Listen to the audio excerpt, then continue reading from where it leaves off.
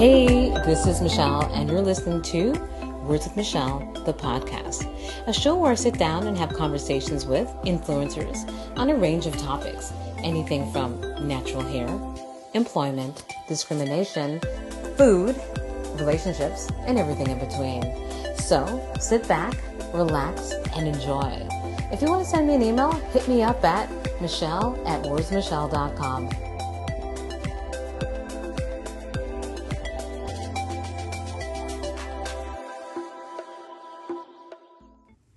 Thanks for tuning into the latest episode of Words with Michelle, the podcast. Today's episode is an absolute treat for me. Y'all already know that I'm a foodie, so sitting down with my fave Food Network Canada chef had me in my feelings. I couldn't believe that after sending a simple email to Anna Olson would result in having some fun foodie talk. Why do I love her? Well, I consider her to be Canada's answer to Martha Stewart. She's been baking for years, she's been on television forever, and she's built a food empire. So I grabbed the opportunity to find out about her career on the Food Network. Just to give you further insight into why I am so excited for this episode, is that I watch the Food Network all the time. I mean, all the time. I like other channels like HGTV, but the Food Network has my undivided attention. Y'all remember I said I'm a foodie, right? I've always been a fan of Anna's, and you can tell when you listen to the podcast. Yeah, I fangirled a bit. And by a bit, I mean a lot. I couldn't help it. I've been watching her ever since she started on the Food Network Canada and loved every show she's been a part of. Just a brief bio on Anna. Well, she's a pastry chef. She was previously the host of Food Network Canada's Fresh with Anna Olson, Sugar, Bake with Anna Olson, and other shows. Little known fact, although I think of Anna as Canada's answer to Martha Stewart, Anna was actually born in the U.S. She was born in Atlanta, Georgia. But without further ado, help me welcome Anna to the show. So this show is dedicated to all my foodies out there. I hope you enjoy. So I started the show and asked her what piqued her interest in baking. My story, Michelle, is one of those childhood stories. And I would say my grandmother was definitely my leading influence because that was how she communicated her love and affection for family. Because she cooked, yes, but baking was where that something extra special came together in the kitchen. And that's when you could feel the energy in the kitchen when she started baking and you wanted to be a part of that. And so that's where, and it was the only place you could find her. So that's how I just would gravitate towards the kitchen. But I think it was also, I was introduced to food as ingredients, as a toy, as much as purchase toys were. So when I was little, I was allowed to mix ingredients together to make nothing. I would make my mother bake whatever I made, and then we would have to eat it. It was terrible. And to me, that was the building that comfort in the actions and the curiosity that I think all bakers share this sense of curiosity because there's so much when it comes to baking that is out of your control. That what you can control becomes so important. Do you remember any specific dish or dessert that your grandmother made that you think of that dish when you see her? Or so when you think of her when you see that dish? Yes, my background is Slovak. So there are a lot of carbs. And it's a very humble style of cooking, simple ingredients, not expensive. And my grandmother used to make this bread. In Slovak, it's called pagach. Not an appetizing word, but what it is, it's a soft focaccia-like dough, but it has a mashed potato filling in the center.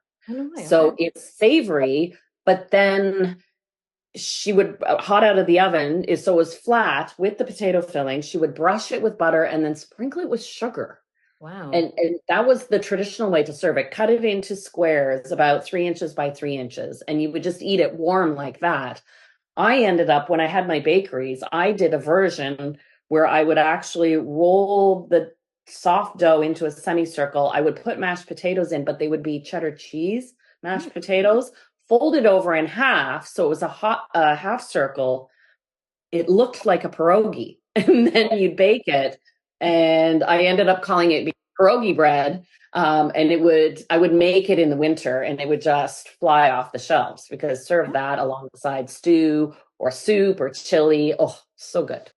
I couldn't wait. I had to ask Anna how she got the job of a lifetime being on the Food Network. That was a bit of fortuitous timing because someone called me, well, I'm like the grandmother of the Food Network because I've been on since its first year. And so when the Food Network first started in Canada, you have Canadian content laws. You have to have a certain amount of Canadian generated content. Mm-hmm. And so the Food Network, at first they were acquiring shows from Britain and the US, of course. And that's in the time when instructional was the leading format. And so they had to create these shows. So they knew they wanted to make a baking show. They're like, wow, we have to make it come out of nowhere. So they put an open call across Canada to audition pastry chefs for this role. And they put it on the internet. Now, this is 2002. Guess how many people applied? How many people applied? No one. Wow. Are you kidding me? The channel was new and people weren't using the internet the way, we didn't have phones. You weren't using the internet the same way. And so they had to hire a headhunting company. And I was approached along with a few pastry chefs across the country because we had already, I with my husband had written our first cookbook. So I had a little bit of media experience. I didn't want to do it. But it's one of those things where it's like, well, you don't know unless you try. So I just went in there and it was an audition. I was on someone else's cooking set, thought I blew it. I had a cold, so I was really distracted, but it was all stuffed up. But that was probably my saving grace because it didn't give me time to overthink it and get too nervous. And then that's how it started. So you got the call that you got the show. And and then that was Sugar way back. I remember Sugar. I like I said, I watched every single thing you've done.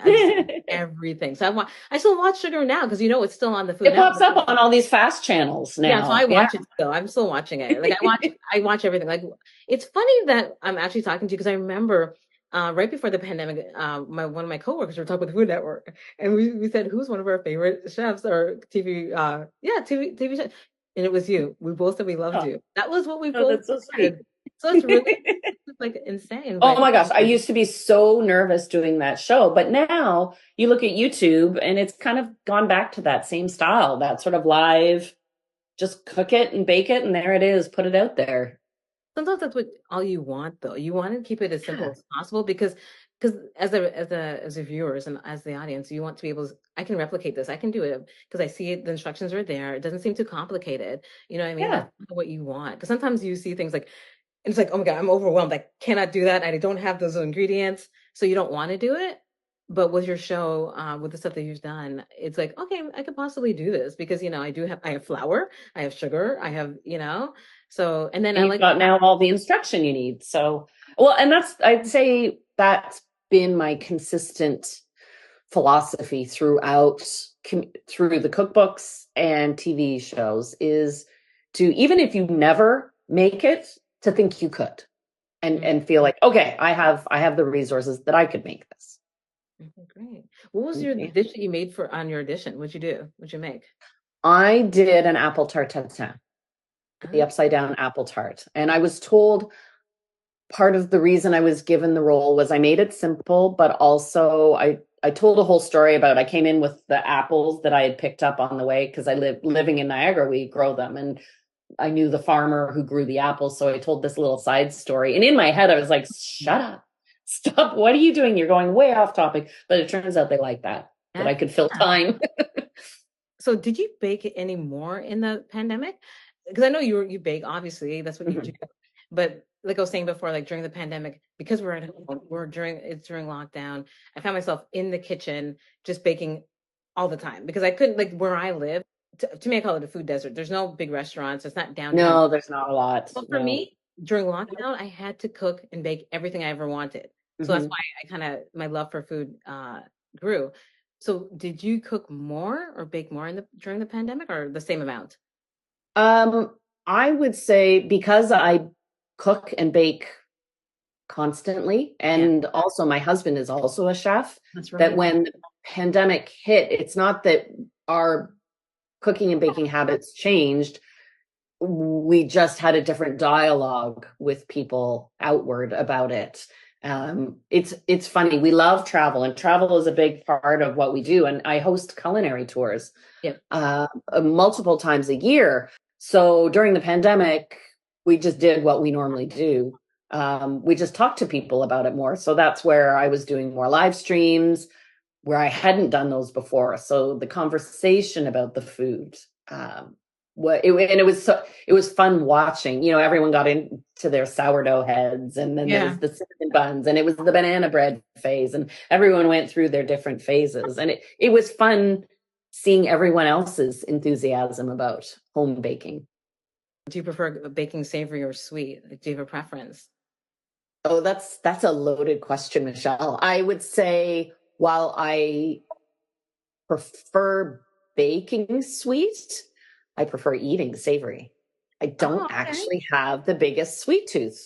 And I love the action of baking, and I tend to pick what I want to bake, not based on what I want to eat, but what I'm in the mood to be doing with my hands.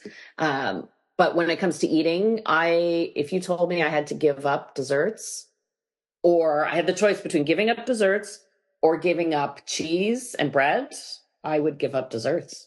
Wow. I'm actually shocked. I didn't know how you would answer that. I just thought, like, for myself, because have you always been that way, or did you change? Because I know for me, I was always more of a sweet person, but now I do love salt. I do love savory things. I think I've always been a salt person. Oh, yeah? Okay. Yeah. If you weren't like had a career focused on baking and cooking and food, what would you be doing? Well, that's an interesting question. And I think a couple of years ago, I would have had a different answer, and I don't know what that would have been. But I'd say it'd be one of two things. I'm actually, the reason I'm looking off to the side is I'm looking at my sewing machine. I love sewing. So I think I would love to, create, I like sewing clothes. So I would maybe be a fashion designer, maybe is something I would play with. And even though my life is about food, of all the things I get to do, writing is my favorite thing to do. So if I had a second choice, I'd love to write a good murder mystery. I think that'd be lots of fun. Wow. Oh, that's nice. I'm so glad I interviewed you. I would not know that about you. Okay, so I know you're a judge on the Great Chocolate Showdown. What's it like being a judge? Because you spent, your career being like, baking in front of others. Now you get to judge others. How's that feel? That judging a cooking show was a big decision. And I had been asked to be a judge on previous shows, but they were always geared towards professionals. And there's an edginess to that style. And I thought, okay, my whole career up to now has been about encouraging and empowering people to bake. So I'm not going to cut someone down by judging them harshly. So what I liked about Great Chocolate Showdown, and at the same time I also did Junior Chef Showdown, was it was home cooks or young cooks, and it was about encouragement. And the show, it was very important to me that show had a lesson in it. So as almost to qualify us as judges, it's like, well, how do we know what is a good choux pastry or properly tempered chocolate? Here, we're going to show you how. And so what you don't see on camera is, of course, they cut the judging part down to 90 seconds? Yeah. We would spend half an hour to 40 minutes with each presenter. When they bring up their dessert and we try it, we talk them through all of it. This is what you did great. Okay, I saw you working, your curd was splitting. That was because blah, blah, blah. Your temperature was too high. So they walked away. It made for a great show, because then the next episode, if they made it, they were a better cook for it. And the scale of learning and improvement was huge. And I think that was important to me.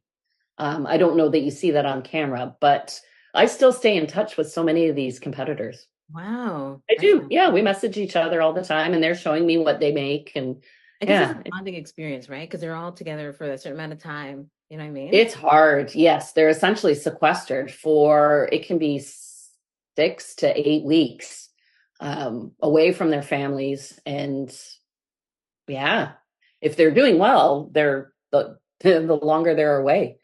And that's hard for them. It's very emotional. I understand why everybody cries. It's exhausting.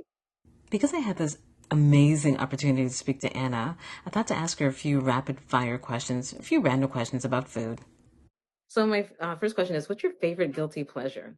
Movie theater popcorn, double butter, and you have to layer the butter. So you have to put half the popcorn in, butter, popcorn, more butter. Oh yeah, okay. Oh yeah, I'll make it. If I go see a movie. This is why I only go to a movie once or twice a year, and I'll make dinner out of that. Your favorite Canadian treat? Butter tarts. Ooh, nice. Least favorite food, actually. Tripe. And because I call myself a donut aficionado. What's your favorite donut? I like a simple honey dip. Favorite thing you like to bake or cook? I think in the world of desserts, my favorite thing to make is a dessert tart. I love its complexity because you've got the pastry base, you've got a filling, you've got the decor on top and the finishing detail. It just, to me, is just so gratifying to make. As I came to the end of the interview, I wanted to ask Anna if there's anything else we can expect from her, any new projects. My latest cookbook is called Baking Wisdom. So that was written during the pandemic when I had more time. And that's why the book weighs 5 pounds, because it just kind of got away from me a little bit. But it's a collection of recipes. But what's more important about it is the beginning of the book really breaks down the whys behind baking. So it's meant to make you a better baker when you understand what's happening throughout the baking process. If a mistake happens, how to correct it. So that is a current project. I'm always creating content on my YouTube channel, which is called Oh Yum. So you can find my old past episodes from my baking series on TV there, but I'm creating new content all the time.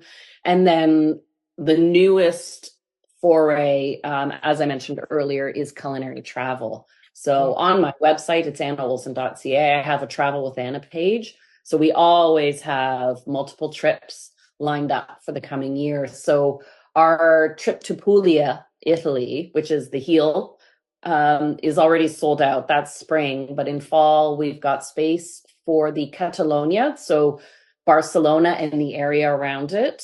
In fall, Carcassonne, which is the southwest of France.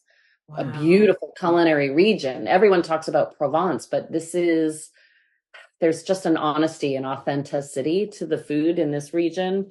And then I've got a Christmas market cruise in December. Oh my God. Down the Danube River. So yeah, I like getting on the road. It sounds awesome. Oh my God. Mm-hmm. When did you start doing this?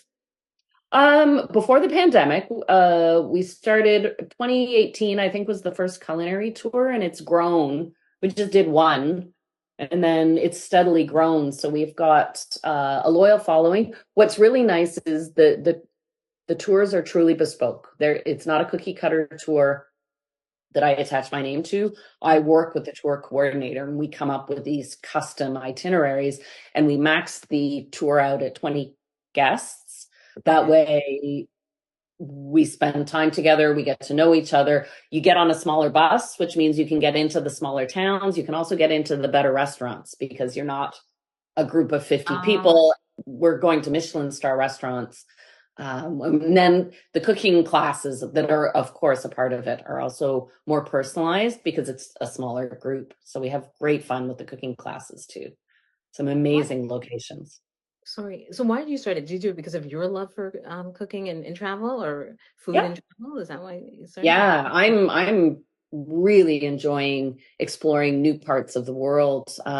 Just before this call, my husband and I were talking about Turkey. So we're going to go. There's a culinary festival in Istanbul, but we thought, well, if we're going to make the trip there, let's go explore outside of Istanbul. And I want to get into not just, if you go on Instagram, everyone shoots Cappadocia with the hot air balloons and beautiful geography, but I want to go where the food is, which might be smaller towns. And we're trying to figure out, because Turkish is a very difficult language. How do we get ourselves around, get to the right places when the language skills aren't there? So we're going to try and puzzle that through. Actually, yeah, someone told me their favorite place to eat was in Turkey. That was their favorite Oh, meal. the food is incredible, Michelle. It's not Middle Eastern. It is its own cuisine. And I think I would say if you want me to call a food trend, I think we're going to see more Turkish cuisine because it is its own category. And while it uses a lot of ingredients common in Middle Eastern cooking, the preparations are completely different. And you can feel the Mediterranean influences, but it's altogether unique and delicious. And if you could ever get a chance to go out for a Turkish breakfast, there have to be some places in Toronto. I don't know. A Turkish breakfast is its own thing. So it's like dim sum where it's all small plates that are brought out to you. Um, three types of freshly baked or fried breads. You've got cheeses, you've got olives, you've got different, like the menemen, which is their shakshuka type of egg dish. Oh, it is just the best. And then they're just free pouring tea the whole time. And yeah, it is fantastic. Sadly, the interview had to come to an end, but I told Anna how much I enjoyed speaking with her. And thanks so much for spending, the past 30 minutes with me. A pleasure, Michelle. You've been lovely to talk to. It's been awesome talking to you. That's all I can say. It's been quite awesome. So you made my day. Wish you continued growth and success. Thanks for joining me for the latest episode of Words with Michelle, the podcast. If you enjoy the podcast, I'd love for you to subscribe, rate, and give a review on Apple Podcasts. Just a reminder, you can subscribe to the podcast on Spotify and Apple Podcasts. If you have any questions or would like to provide feedback, or if you'd like to be a guest on the show, you can email me at michelle@wordswithmichelle.com. You can also email me if you have inquiries regarding sponsoring the show. Thanks for listening. Until next time, bye.